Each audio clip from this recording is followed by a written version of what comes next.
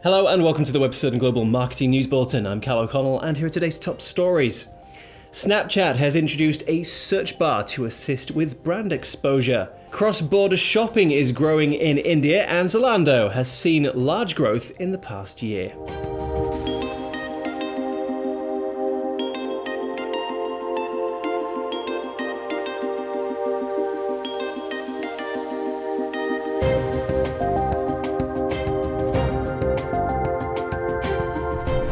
The introduction of a search bar to Snapchat has given brands more opportunity to be found by users. This update introduces the potential for extra exposure for publishers and brands who are increasing their presence in the platform. Simon Law, Chief Strategy Officer at the digital agency Possible, said Snapchat was beginning to inject features that make it easier for broader audiences to discover things. Before the launch, the popular app used its Discover section to allow brands to engage with all users, but it was only available to invited publishers. Now with its new search feature, Snapchat has become even more attractive to advertisers. It was recently revealed that ad spending on Snapchat had already increased substantially through 2016, a trend expected to carry on into 2020.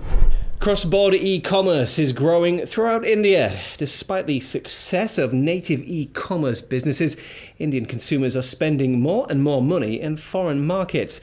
A survey undertaken by PayPal and Ipsos has shown that in 2016, online shoppers in the country spent nearly 7% more internationally than they did in 2015.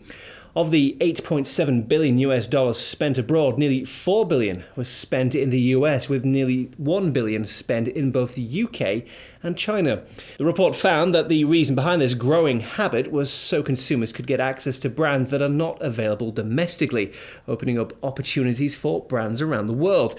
However, the Indian e-commerce market currently stands at around $31 billion, far ahead of international spend and growing at a faster rate.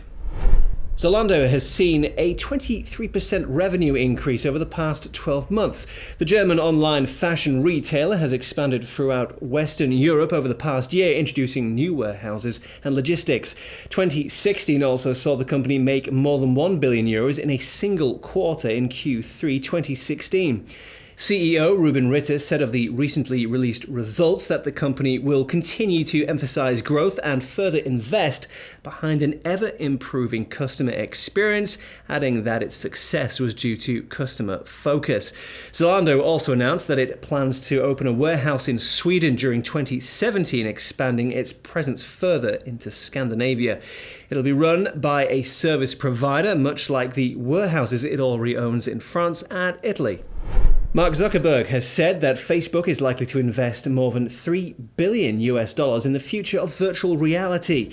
During an appearance in court defending a $2 billion lawsuit around the original creation of Oculus VR, Zuckerberg explained that his company was aiming to create a version of the technology that could be sold in high numbers to the public. The company has already invested in VR technology, including the purchase of Oculus for a total of $3 billion, which included $700 million for employee retention. And finally, the Indian e-commerce company Flipkart has invested $2 million in startup business TinyStep. TinyStep works as a source of parental advice as well as a social network for parents to communicate on. Currently, it has around 500,000 visitors per month and 30,000 app users. Flipkart plans to help the business grow its marketing spend whilst also assisting in monetizing the site. TinyStep founder Suhail Abidi said that it planned to introduce a formalized cost system to charge brands to advertise on the site, with additional costs for brands to have their own pages, much like on Facebook. He also added that he wished to introduce e-commerce to the site, potentially using its connections to Flipkart to facilitate it. And that's all from me today. Thank you for joining us, and be sure to check out our Catch-Up TV service to access our full database of in-depth interviews with global digital marketing professionals, news, how-to videos, and more. See you next time.